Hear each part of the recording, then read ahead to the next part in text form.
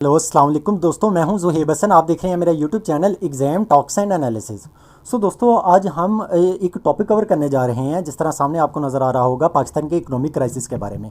अच्छा दोस्तों, Pakistan economic crisis में जो जिस डायमेंशन को आज हम कवर करने जा रहे हैं उसका नाम है कि पाकिस्तान पे टोटल डेट कितना है, टोटल कर्जा कितना है, उसकी काजेज़ क्या हैं और उसके सोल्यूशंस क्या हैं। ये बेसिकली आज हमने देखना है कि क्यों कि अब टोटल हम पे कर्जा क्या है, कितना है और क्यों हम कर्ज़ा लेने यानी कि जाते हैं। और तीसरी चीज़ कि क्या हमें ऐसा करना चाहिए कि हमें दोबारा यानी कि कर्ज़ा ना लेना पड़े। दोस्तों, नेक्स्ट स्लाइड पे चलते हैं। जिस तरह कि आपको यहाँ पे नज़र आ रहा होगा कि टोटल डेट कितना है इस टाइम पे पाकिस्तान पे। दोस्तों, स्टेट बैंक ऑफ पाकिस्तान के मुताबिक इस टाइम जो टोटल डेट है पाकिस्तान पे वो तकरीबन 82 ट्रिलियन रुपीज़ है। अगर मैं ये दोस्तों डॉलर्स में बताऊँ तो तकरीबन ये 295 बिलियन डॉलर इतना तकरीबन बन जाता है। अच्छा दोस्तों, ये मैंने 7 एविडेंस के तौर पे आपके सामने यानी कि गूगल करके स्क्रीनशॉट भी लगा दिया। हाँ, थोड़ा सा डिफरेंस हो सकता है कि गूगल जो है वो अभी का डाटा बता रहा है और स्टेट बैंक ऑफ पाकिस्तान जो है वो पहले का थोड़ा सा डाटा बता रहा हो, इसलिए थोड़ी सी चेंजेस हो सकती है। लेकिन दोस्तों, ये आपके सामने आपको यानी कि नज़र आ रहा होगा कि पाकिस्तान पर टोटल डेट कितना है। अब चलते हैं दोस्तों इससे नेक्स्ट। अब देखें कि जो हम कर्जे की बात करते हैं दोस्तों, हुकूमत पाकिस्तान यानी कि जब कर्जा लेती है तो वो दो तरह का कर्जा लेती है। इसका मतलब कि दो टाइप्स हैं हमारे पास डेट की, एक है डोमेस्टिक डेट और एक है एक्सटर्नल डेट। अच्छा, अब दोस्तों दोनों के अंदर डिफरेंस देख लेते हैं। डोमेस्टिक डेट वो होता है जो कि हमारी हुकूमत यहाँ पर लोकल बैंक से लेती है, यानी कि मुल्क के अंदर से ये कर्जा लिया जाएगा, ये हमेशा लोकल करेंसी में लिया जाएगा। लेकिन अगर मैं एक्सटर्नल डेट की बात करूं, ये वो डेट होता है, वो कर्जा होता है जो कि हम बाहर वाले ममालिक से लेते हैं या फिर हम इंटरनेशनल ऑर्गेनाइजेशन से लेते हैं, जिस तरह IMF होगी, वर्ल्ड बैंक होगी, या चाइना से आपने लेना है, सऊदी अरब से लेना है, वो एक्सटर्नल डेट होगा। अच्छा, अब हमने देखा था टोटल डेट जो है वो हमारा 82 ट्रिलियन रुपीज़ है। उसमें से दोस्तों 58 ट्रिलियन रुपीज़ जो है वो डोमेस्टिक डेट है। ये वो डेट है हमारा, ये वो कर्जा है जो कि हमने यानी कि हमारी हुकूमत ने यहाँ से मुल्क के अंदर से लिया हुआ है। और इसमें से 24 ट्रिलियन रुपीज़ वो है जो कि हमने बाहर यानी कि एक्सटर्नल डेट जो है हमारा, जो हमने बाहर वाले ममालिक से लिया है या हमने इंटरनेशनल ऑर्गेनाइजेशन से लिया है, वो हमारा 24 ट्रिलियन रुपीज़ है। दोस्तों, ये आपके सामने है कि इस टाइम टोटल इतना कर्जा है और ये वो कर्ज, कितना कर्जा हमने बाहर वाले ममालिक से लिया हुआ है और कितना कर्जा ऐसा है जो कि हमारी गवर्नमेंट ने मुल्क के अंदर से लिया हुआ है। ये आपके सामने फिगर्स हैं। दोस्तों, अब चलते हैं अपनी नेक्स्ट स्लाइड्स पे। दोस्तों, क्या ऐसी वजह है कि हमें हमारी हुकूमत बाहर वाले ममालिक से जाके कर्जा लेती है या मुल्क से अंदर से हमें कर्जा लेना पड़ता है? दोस्तों, ये मैंने 3 मेजर काजेज़ उसके लिखी है। इसके अलावा भी बहुत सारी काजेज़ हो सकती है, लेकिन ये वो काजेज़ हैं जो कि यूनिक हैं।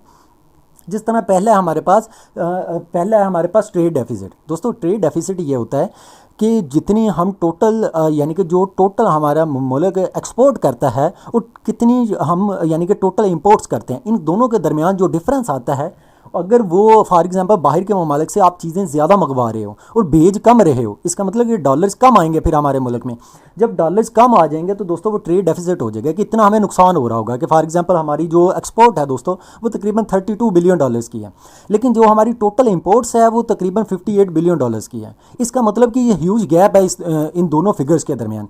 ये जो गैप है बेसिकली दोस्तों, ये गैप जो है इसको हम ट्रेड डेफिसिट कहते हैं। एक ये हो गया कि हमारे पास टोटल एक्सपोर्ट्स इतनी नहीं होती, हमारी इंपोर्ट्स ज़्यादा है, जिसकी वजह से हमें डॉलर्स की कमी होती है। वो डॉलर्स की कमी पूरी करने के लिए हमें इंटरनेशनल ऑर्गेनाइजेशंस के पास या अपने दोस्त ममालिक के पास जाना पड़ता है।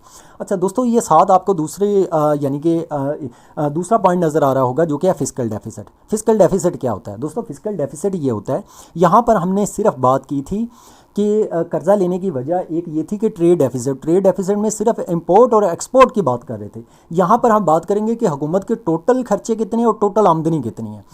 अब हमारे मुल्क के अंदर क्या होता है कि हुकूमत की जो टोटल आमदनी है वो कम है और हमारे खर्चे ज़्यादा हैं। जब खर्चे ज़्यादा हैं, आमदनी कम है, तो ये जो गैप है इसको पूरा करने के लिए या हम लोकल बैंक की तरफ जाते हैं या हम डोमेस्टिक या हम इंटरनेशनल ऑर्गेनाइजेशंस की तरफ जाते हैं।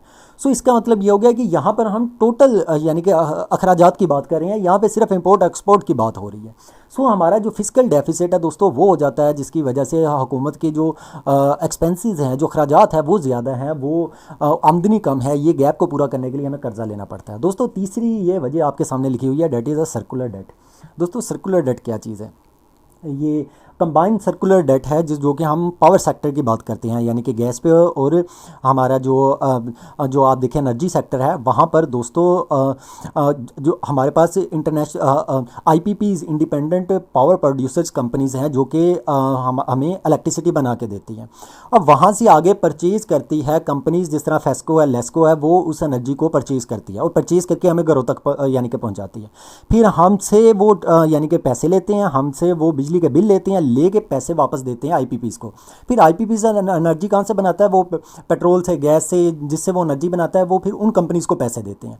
लेकिन हमारे यहाँ पे क्या है, आपको पता है कि बहुत ज़्यादा लोग ऐसे हैं जो कि वैसे ही बिजली के बिल देते ही नहीं हैं या बिजली चोरी कर लेते हैं, जिसकी वजह से फेस्को, लेस्को की जिस तरह कंपनीज़ हैं ये लोगों से यानी कि बजट नहीं इकट्ठा कर पाती। जब इनको बजट नहीं इकट्ठा हो पाता, ये आगे आईपीपीज़ के रोक लेते हैं। आईपीपीज़ को पैसे नहीं मिल पाते तो वो आगे जिस तरह पेट्रोल या गैस पे जो वो एनर्जी बना रहे थे वो उन कंपनीज़ के पैसे रोक लेते हैं। सो जिसकी वजह से एक सर्कल में ये पैसे रुक जाते हैं। सो आप देखें ये पूरे सर्कल में जो पैसे दोस्तों इस टाइम कर्जा यानी कि कर्जा चढ़ चुका है इस पावर सेक्टर पे, वो तकरीबन 5.2 ट्रिलियन रुपीज़ है। अब इतने पैसे हैं, ये हर साल हमें नुकसान होता है। इस नुकसान को पूरा करने के लिए भी हमें कर्जा लेना पड़ता है। सो दोस्तों ये मेजर काजेज़ हैं जो कि जिन वजूहात की बेस पे हमें कर्जा लेने के लिए इंटरनेशनल ऑर्गेनाइजेशन या फिर मुल्क के अंदर से कर्जा लेना पड़ता है। अब दोस्तों देखते हैं कि हमें क्या ऐसा करना चाहिए कि हमें इंटरनेशनल ऑर्गेनाइजेशन के पास या मुल्क के अंदर से कर्जा ना लेना पड़े। ऐसे हमारी हुकूमत को कौन से स्टेप्स लेने चाहिए? दोस्तों पहला स्टेप ये है कि पाकिस्तान को अपना जो टैक्स सिस्टम है दोस्तों उसको इन्हांस करने की ज़रूरत है, उसको मज़ीद इम्प्रूव करने की ज़रूरत है। ये देखिएगा लास्ट ईयर हमने 2024 और 25 में हमने तकरीबन 11.7 ये ट्रिलियन रुपीज़ मैंने लिखा है, सिर्फ इतना हमारे पास टैक्स इकट्ठा हुआ है। ये उससे पिछली साल की निस्बत बेहतर रहा है, 26.3% इसके अंदर ग्रोथ हुई है। ये हमारे जीडीपी का तकरीबन 10.3% है। इसका मतलब कि पिछले साल की निस्बत बेहतर है, लेकिन इतना भी बेहतर नहीं है। हालांकि ये टैक्स लेना कहाँ से चाहिए? ये लेना इस तरह चाहिए कि जो लोग अच्छा कमाते हैं उनकी आमदनी पे ये टैक्स लगना चाहिए। लेकिन ये थोड़ी सी जो आपको ग्रोथ भी नज़र आ रही है, ये इनडायरेक्ट टैक्सेस के ज़रिए ये ज़्यादातर पैसे इकट्ठे किए गए हैं। जिस तरह पेट्रोलियम पे लेवी लगा दी जाती है, वहाँ से टैक्स इकट्ठा कर लिया जाता है। सो हमें अपने टैक्स सिस्टम को बढ़ाने की ज़रूरत है, क्योंकि यहाँ से डायरेक्ट आमदनी हमारी बढ़ेगी। जब आमदनी बढ़ेगी तो हमें यानी कि बाहर वाले ममालिक के पास जाना नहीं पड़ेगा। दोस्तों दूसरी हमारी वजह टैक्स को कि हमें जिस वजह से हमें इंटरनेशनल ऑर्गेनाइजेशन के पास कर्जा लेने के लिए जाना पड़ता है, वो हमने देखा था कि हमारी एक्सपोर्ट्स कम है। सो इसका मतलब कि हमें अपनी एक्सपोर्ट्स को बढ़ाने की ज़रूरत है। सो हमारी जो टोटल एक्सपोर्ट है वो 32 तकरीबन बिलियन डॉलर है, और जो टोटल इंपोर्ट है वो 58 बिलियन डॉलर है। सो दोस्तों ये ह्यूज गैप है इन दोनों के दरमियान, तकरीबन 26 बिलियन डॉलर से ज़्यादा का गैप है। ये गैप पूरा करने के लिए हमें क्या करना चाहिए? बजाय इसके कि हम इंटरनेशनल ऑर्गेनाइजेशंस के पास जाएं कि हमें कर्जा दें, हमें अपनी एक्सपोर्ट्स को बढ़ाना चाहिए। जब एक्सपोर्ट्स बढ़ जाएगी तो ये गैप ख़त्म हो जाएगा, या कम से कम अगर ये एक्सपोर्ट बहुत ज़्यादा बढ़ जाती है तो ये सरप्लस चला जाएगा। सो एक काम हमें ये करने की ज़रूरत है। दोस्तों अगर मैं एक और आपको यानी कि बताऊँ सोल्यूशन, तो हमें अपनी फॉरेन डायरेक्ट इन्वेस्टमेंट को बढ़ाने की ज़रूरत है। फॉरेन डायरेक्ट इन्वेस्टमेंट का मतलब जो बाहर से ममालिक से लोग यहाँ पर आएँ और यहाँ पे आके इन्वेस्ट करें। दोस्तों ये लास्ट ईयर जो था, ये तकरीबन आपको यहाँ पे नज़र आ रहा होगा 2.46 billion dollar foreign direct investment रही है पाकिस्तान के अंदर। ये 2025 का मेरे ख्याल में डाटा है। सो दोस्तों ये बहुत कम है, हमें इसको बढ़ाने की ज़रूरत है, क्योंकि अगर बाहर के ममालिक से लोग पैसा लेके पाकिस्तान आएंगे, यहाँ पे इंडस्ट्रीज़ लगाएंगे, तो हमें ज़्यादा टैक्स इकट्ठा होगा। अगर टैक्स से ज़्यादा इकट्ठा होगा तो दोस्तों हमें आप देखें कि कर्ज़े लेने के लिए फिर दूसरे ऑर्गेनाइजेशंस की तरफ नहीं जाना पड़ेगा। सो दोस्तों ये लास्ट में अगर मैं आपको एक बात बताता चलूँ कि हम एक ऑनलाइन सेटअप भी रन कर रहे हैं। अगर कोई बच्चा FPSC, PPSC, CSS या PMS की ऑनलाइन तैयारी करना चाहता है तो मुझसे इस नंबर पर रब्ता भी कर सकता है। थैंक यू सो मच, अपना ख्याल रखिएगा। अल्लाह हाफ़िज़।